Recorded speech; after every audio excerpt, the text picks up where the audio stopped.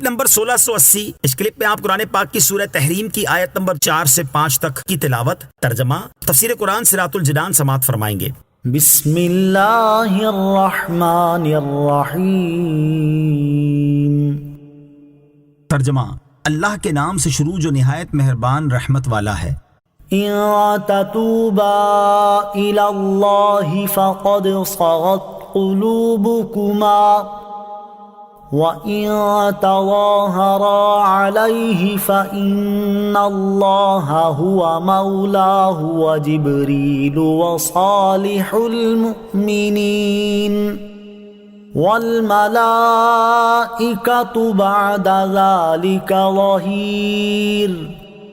ترجمہ، اے نبی کی دونوں بیویوں، اگر تم دونوں اللہ کی بارگاہ میں توبہ کرو کیونکہ تمہارے دل ضرور کچھ ہٹ گئے ہیں تو وہ توبہ قبول کرے گا، اور اگر نبی کے مقابلے میں تم ایک دوسرے کی مدد کرو تو بے شک اللہ خود ان کا مددگار ہے، اور جبرائیل اور نیک ایمان والے اور اس کے بعد فرشتے مددگار ہیں۔ ان تتوبا الی اللہ فقد صغت قلوبکما، اور اگر تم دونوں اللہ کی بارگاہ میں توبہ کرو کیونکہ تمہارے دل ضرور کچھ ہٹ گئے ہیں۔ اس آیت میں حضرت عائشہ اور حضرت حفصہ رضی اللہ تعالیٰ عنہما کو مخاطب کر کے فرمایا گیا کہ اے میرے حبیب علیہ الصلوۃ والسلام کی دونوں بیویوں،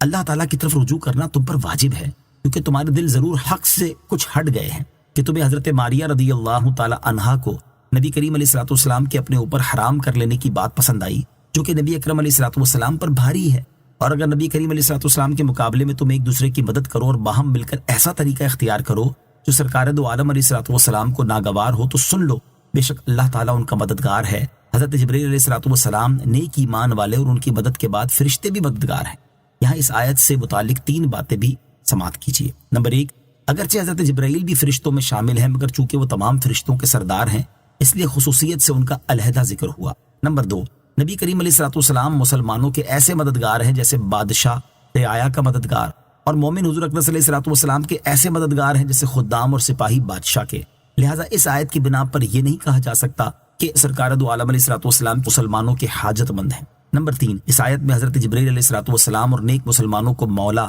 یعنی مددگار فرمایا گیا اور فرشتوں کو ظہیر یعنی معاون قرار دیا گیا۔ اس سے معلوم ہوا کہ اللہ کے بندے مددگار ہیں۔ یاد رہے کہ جہاں غیر اللہ کی مدد کی نفی ہے وہاں حقیقی مدد مراد ہے، لہٰذا آیات میں تعرض نہیں۔ عسى ربه إن طلقكن أن يبدله أزواجا خيرا منكن مسلمات مؤمنات قانتات تائبات عابدات سائحات ثیبات وابکارا۔ ترجمہ، اگر وہ نبی تمہیں طلاق دے دیں تو قریب ہے کہ ان کا رب انہیں تم سے بہتر بیویاں بدل دے جو اطاعت والیاں، ایمان والیاں، ادب والیاں، توبہ کرنے والیاں، عبادت گزار، روزہ دار، بیاہیاں اور کنواریاں ہوں۔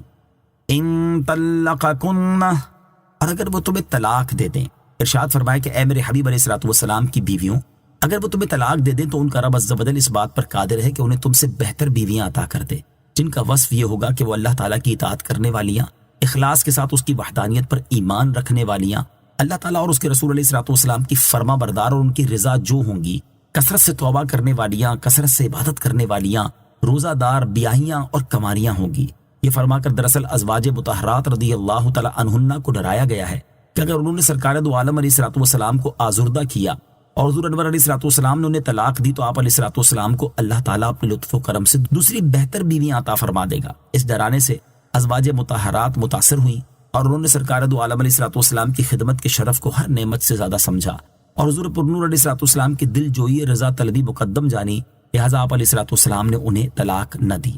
اچھی بیوی کے اوصاف۔ اس آیت سے معلوم ہوا کہ بیوی وہ اچھی ہے جو اللہ تعالیٰ اور اس کے حبیب علیہ الصلوۃ والسلام کی فرما بردار اور شوہر کی اطاعت گزار ہو، نیز عبادت گزار اور گناہوں سے بچنے والی ہو، اگرچہ وہ غریب ہو، لہٰذا نکاح کے لیے صرف عورت کا حسن اور اس کی مالداری نہ دیکھی جائے بلکہ اس کی دینداری دیکھی جائے اور اسے ہی ترجیح دی جائے۔ حدیث پاک میں بھی اس کا حکم دیا گیا ہے، چنانچہ حضرت ابو ہریرہ رضی اللہ تعالی عنہ سے روایت ہے، رسول اللہ صلی اللہ تعالی علیہ وسلم نے ارشاد فرمایا، عورت سے نکاح 4 باتوں کی وجہ سے کیا جاتا ہے، یعنی نکاح میں ان کا لحاظ ہوتا ہے۔ نمبر 1 مال، نمبر 2 حسب نسب، نمبر 3 جمال، نمبر 4 دین، اور تم دین والی کو ترجیح دو۔ اور حضرت انس بن مالک رضی اللہ تعالیٰ عنہ سے روایت ہے، تاجدار رسالت صلی اللہ تعالیٰ علیہ وسلم نے ارشاد فرمایا کہ جو کسی عورت سے اس کی عزت کی بنا پر نکاح کرے اللہ تعالیٰ اس کی ذلت میں اضافہ کرے گا، اور جو کسی عورت سے اس کے مال کے سبب نکاح کرے گا اللہ تعالیٰ اس کی محتاجی بڑھائے گا، اور جو اس کے حسب کی وجہ سے نکاح کرے گا تو اس کے کمینے پن میں زیادتی فرمائے گا، اور جو اس لیے نکاح کرے کہ ادھر ادھر نگاہ نہ اٹھے اور پاک دامنی حاصل ہو